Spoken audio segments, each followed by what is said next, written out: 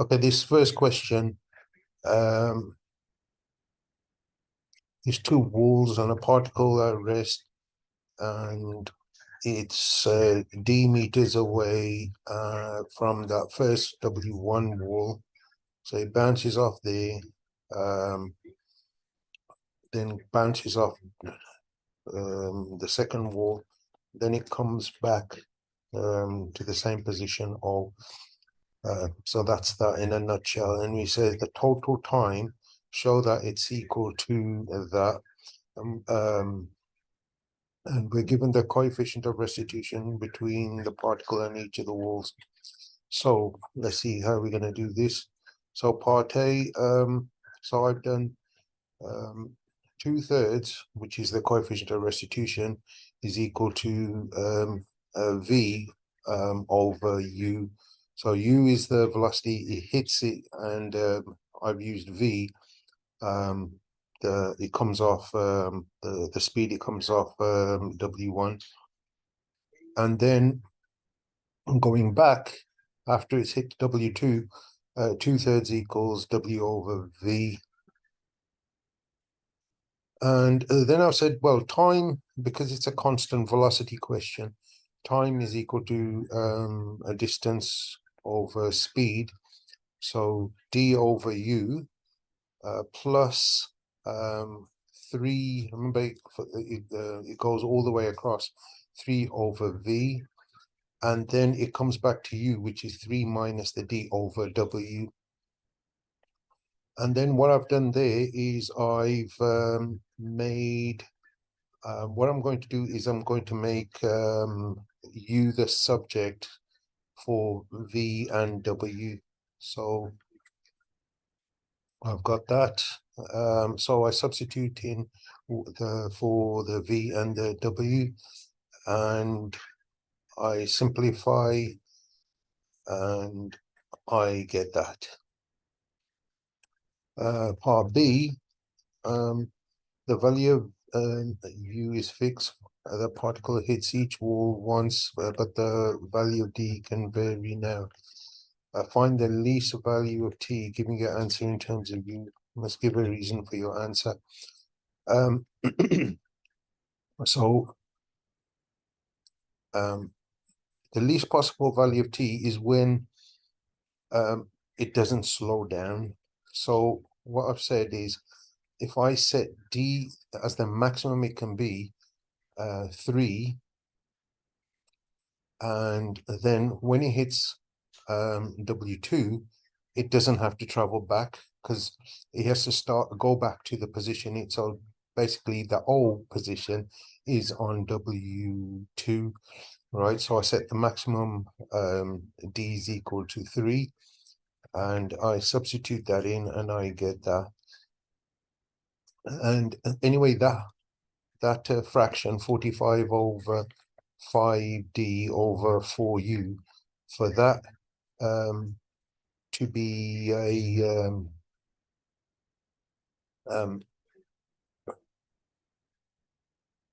minimum, you want to take away the biggest possible number from 45, and it's going to be, you want 5d to be as big as possible if you just think of the algebra of it. So, and the d can't be bigger than 3, so you can just substitute that in. This question, so this this small ball hits the first wall and it goes off, hits the second wall, and we're asked to show the value of e is equal to 1/4. So do my own diagram, alpha, beta, and the angle it comes off are called theta, and I've called the speed it hits the AB u, and the speed it hits BC I've called v. Sometimes they'll give you the letters, other times you have to use your own. Okay, but that's not a big deal. So to show that e is equal to 1/4, remember perpendicular displacement or perpendicular velocity rather involves that coefficient. If it's parallel, it doesn't. Okay, you just do the parallel component hitting it equal to the parallel component that it kind of bounces off. So perpendicular, I get that. And I substitute in the values because we know what the tan of alpha is, so I worked out the sine of alpha, which is 4/5 using Pythagoras. And then we also know tan beta is 1/3, which is opposite over adjacent. So I just used Pythagoras again to work out what the hypotenuse was. So sine beta is 1/√10. I rearranged it to get u equal to that. And then parallel, like I said, the here the horizontal component hitting it is equal to the horizontal component it's coming off. I rearrange that to get u equal to that. And they're both u. There's just two different versions of u. So I equated it and I rearranged it and I got e equal to 1/4. Part B, find the speed of the ball immediately after it hits BC. So after it hits BC, now I'll call that angle theta, or you call it what you want really. And so the speed of separation divided by speed of approach is equal to the what E is, and E for that wall is 1/2. Now, one thing you got to realize, the sine of 90 minus beta is equal to the cos of beta, and the cos of 90 minus beta is equal to the sine of beta. So that angle in that little triangle with the B as a right angle, that little triangle, that's 90 minus beta. So you want the sine of that, which is the cos of beta. I just simplified that and I got 9/5. Now, parallel to BC, we got V cos theta is equal to U sine beta. Sine, we really want the cos of that angle. The cos of 90 minus beta is equal to sine beta. I plugged in the values and I got that 6/5. And then what we're going to do is we're going to square both of those values and add them up. Remember, if you square, you get cos squared, v squared, cos squared, plus v squared, sine squared. You factorize out the v squared and you're left with sine squared plus cos squared, which is equal to 1. So you're left with v squared is equal to that. And you end up with that. Part C suggests two ways. Yeah, and don't forget to square root it. Suggest two ways in which a model can be refined to make it more realistic. I've said consider the friction between the floor, the ball and the floor, and the ball and the wall, and also consider dimensions of the ball. So basically for part C, anything like that, anything sensible, you'd get the marks for that. Question 3, a particle mass 0.5 kilograms with a velocity of that receives an impulse of magnitude that. As a result of the impulse, the direction of motion is deflected 45 degrees. Given that the impulse is that, find the values of lambda and phi. So I wrote out the impulse equation, which is basically the difference in momentum, mv take away mu, and I put it equal to lambda over mu. Also, we know that the magnitude of it, which is just a simple Pythagoras calculation, comes to that. All right.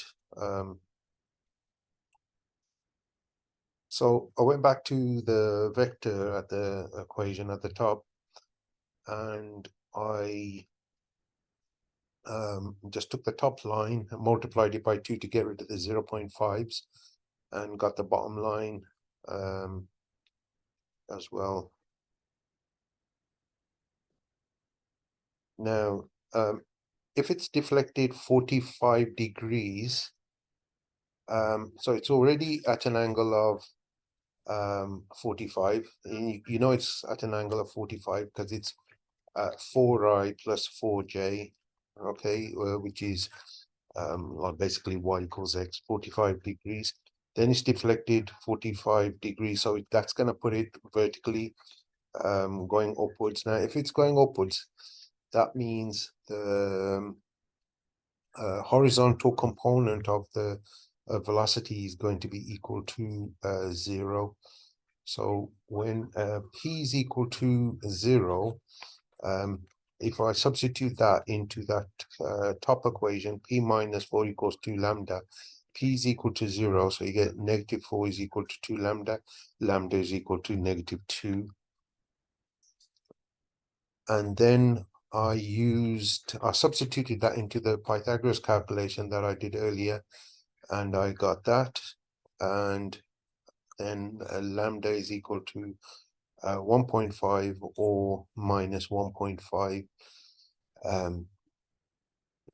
Because the clue is in that last line, find all the possible pairs of values of lambda and mu. So lambda we've worked out, that's going to be minus 2.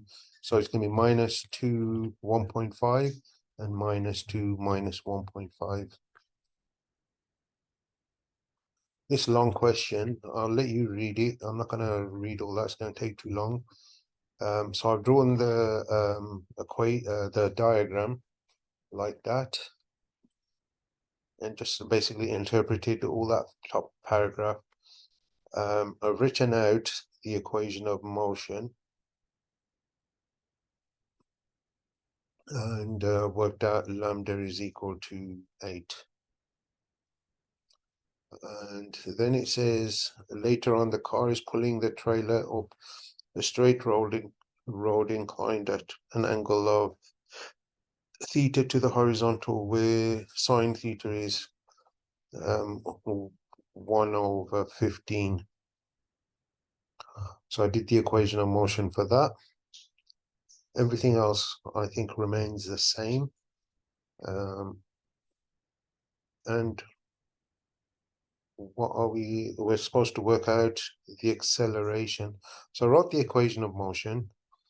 600a is equal to that, the power divided by the velocity, take away the resistance, and then take away the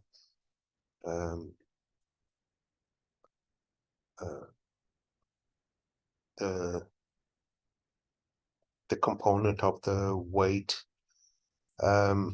I haven't included the trailer, the thing it's pulling, because I think somewhere in there it says the tow bar brakes. Okay, so sorry, that's the equation of motion, and I worked out A is equal to 1.38. And part C, use the work energy principle to work at the value of D. So there's my calculation for that. So I've said, remember, energy is a scalar quantity, so you just work in the magnitudes of it. So half times 0.5 times 10 squared is equal to 150 times 9 pointers. So that's looks like the kinetic energy is equal to the potential energy gained. Remember, I use the sign because potential energy, you don't want the distance along you want the perpendicular height. So basically it's d, the length of the slope, times by the sine of that angle, and then plus the work done. The work done is the force times by the distance, and I worked that out to d to be equal to 25.2. Particle of mass 3 m, and the particle of them moving along the same straight line. So I've just done a diagram there, and they immediately before the collision, the speed is u and 2u. Immediately after collision, moving opposite directions, and that's the coefficient of restitution is e. Find the possible range of values of e, justifying your answer. So I did the conservation of linear momentum, cancelled out the m's and simplified it, and then I used the Newton's equation, and it came to that, and I rearranged it, and looks like I'm going to multiply that by 3, and I think the reason I'm doing that is to get that 3b to make it into two simultaneous equations here, and looks like I'm going to do a takeaway to get that, and I factorized it and made it look like that, and so I said, since w is greater than 0, because it's moving in the positive direction, so it's great, so it's positive. U is positive, so that means 9e minus 1 must be positive, because positive times positive is positive. And then I just added 1 on both sides, so e has to, and then made e the subject, divided by 9. E is greater than 1/9. Now E is between 0 and 1. So if it's greater than 1/9, well, it can only you can only go up to 1. So I've said E is between 1/9 and 1. Okay, it has to be greater than 1/9, but it can be equal to 1. That's like for a perfect elastic collision. E is 1. And then it says it loses 75% of its kinetic energy as well. Find the value of E. So I did the kinetic energy of Q before the collision, and the kinetic energy after the collision. And notice the quarter at the beginning, because if it's lost 75%, that means it must be a quarter of what it had at the beginning, before the collision. So I just multiplied that side by a quarter, because you want a quarter of it, because you want to lose 3/4 of it. I just simplified it and cancel out the u squareds, and got that. 9e minus 1 is equal to square rooted. Is going to be positive, so I ignored the minus 5, and it came out to be 2/3 like that. Next question. A small uniform sphere A, 0.2 kilograms, collides with that obliquely, that's at an angle. Immediately before the collision is that, and is that. So the key thing here is to draw your diagram.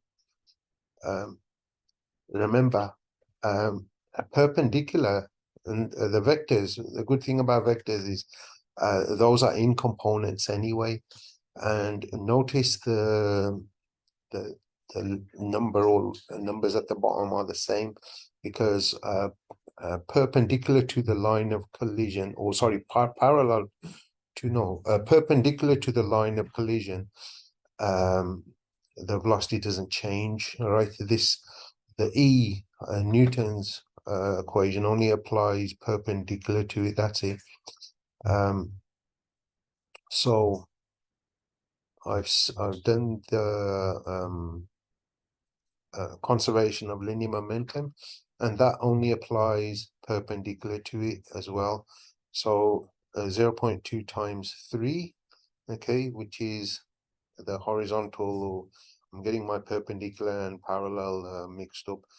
So 3 times 0.2 plus 0.5, sorry, 0.4 times -4, right? So that's where before the collision is equal to the momentum after collision, and you end up with that. And I just simplified it, and I've got my first equation there. And then I used Newton's equation. They're saying the coefficient of restitution between the spheres is 3/7. So speed of separation, or the relative speed of separation divided by the relative speed before the impact, made that equal to 3/7. Multiplied both sides by 7, and you end up with that.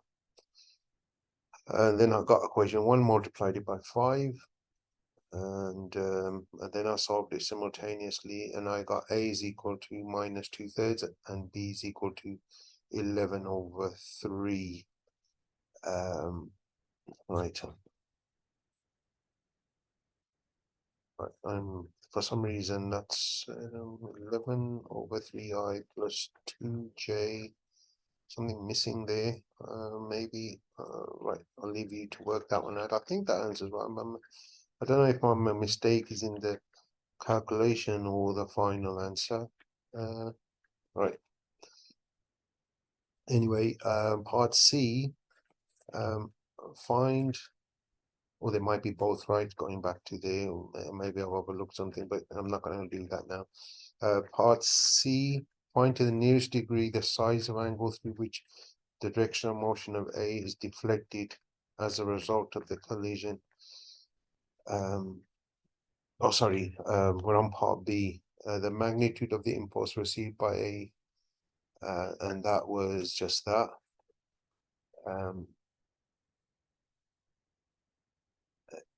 Remember, impulse is like perpendicular as well, right? So that horizontal, or the, in this case, vertical, isn't coming into it. You know, the like for A, the bottom number, the 2, all right? So you just, in this case, horizontal, like along, parallel to the path of the collision. And then part C, the angle one, well, the angle of deflection is the angle between, if that path of A had carried on, right, to where it's gone, is the angle it's kind of got deflected. Okay, so don't get that confused with working out any other angle. So it's, if you pretend A carried on, there was no collision, and then consider it with the collision, it's the angle between those two lines. So I just did a bit of geometry, used my knowledge of angles in parallel lines, and that angle at the top was 180 minus alpha minus beta, because angles on a straight line add up to 180. And then I worked out the angles alpha and beta using 10 to the -1, using the velocity components, and it came to 118. For this question, I didn't draw a diagram. I regretted not drawing a diagram for this, but it says it's pulled down I said initial elastic potential energy is equal to elastic potential energy at B plus the gravitational potential energy that it's gained. So it's got an initial length, or the natural length A. So if it's pulled down to small a, if it's pulled down a length of 3a, that means the extension is 2a. So that's where that 2a comes from, at the 2a squared. You know, the formula for the elastic potential energy. Lambda is kmg, and at the bottom it's 2a anyway. So that's the initial elastic potential energy. It's got no gravitational potential energy because where I'm starting from, that I've given that a height of 0. So if that's 0, there's no gravitational potential energy. So anything that it rises is going to be the length is going to gain. And then elastic potential energy at B, well, B is only, so that means it's gone past its natural length, right? So it's actually kind of, if the natural length is A, OB is half A. So the extension doesn't just mean like it's pulled, it could be like pushed. Okay, it's the same. Because it's a spring. If it was a string, then it's just going to be downwards. If it's a spring, it could be downwards or like back into itself.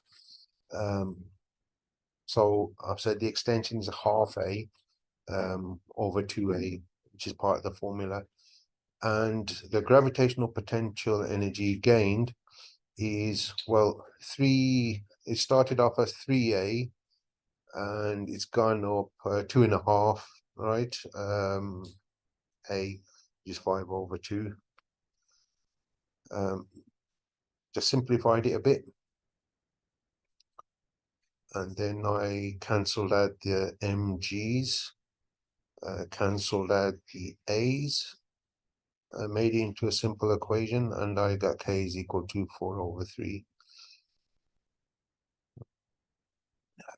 Part B, find in terms of G the acceleration of P immediately after it's released. So immediately after it's released, I've done an equation of motion. Their mass times acceleration is equal to the initial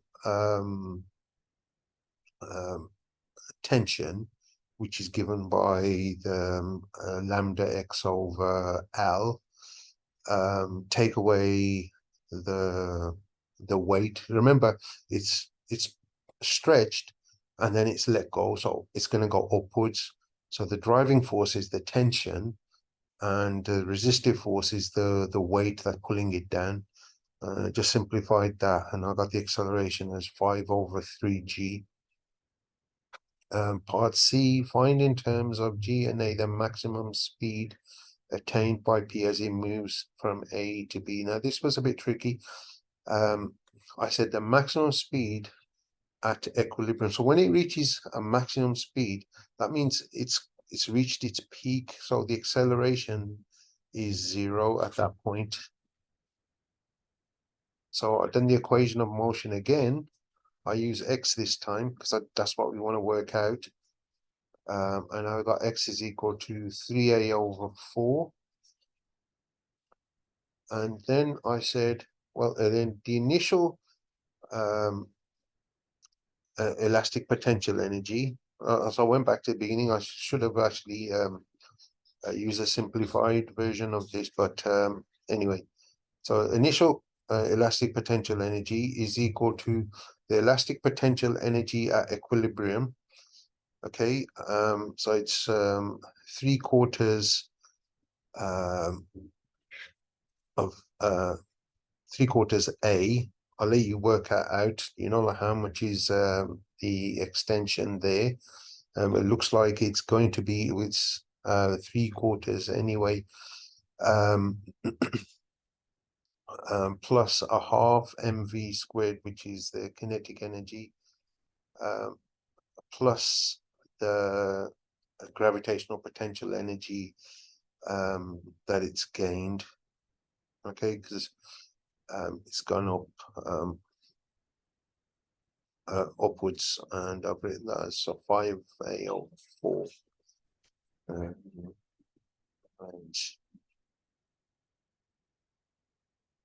simplified that, and it's come to that's just means cancelling out the m's. Obviously I can't cancel out the g's because half mv squared hasn't got a g in there, and I did a bit of algebra and I got to that. Okay, hopefully that's been useful. Okay, thanks.